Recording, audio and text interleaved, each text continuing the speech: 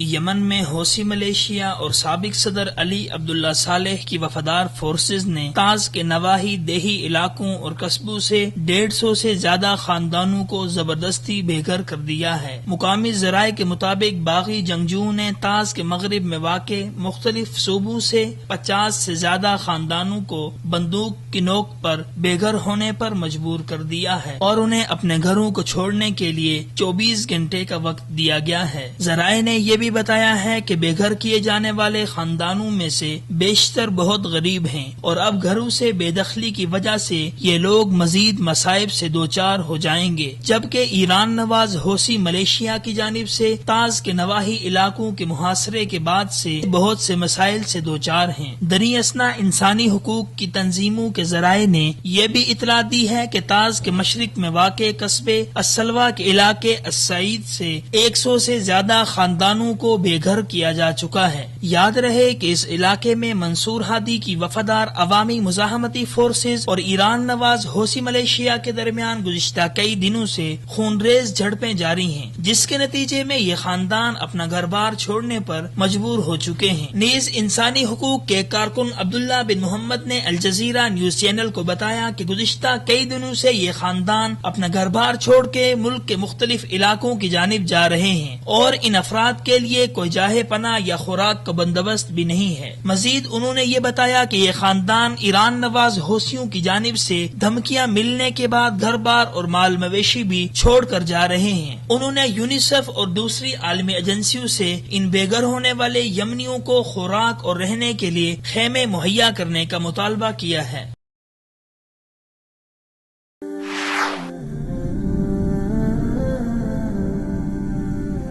وصال اردو، حق کا راہی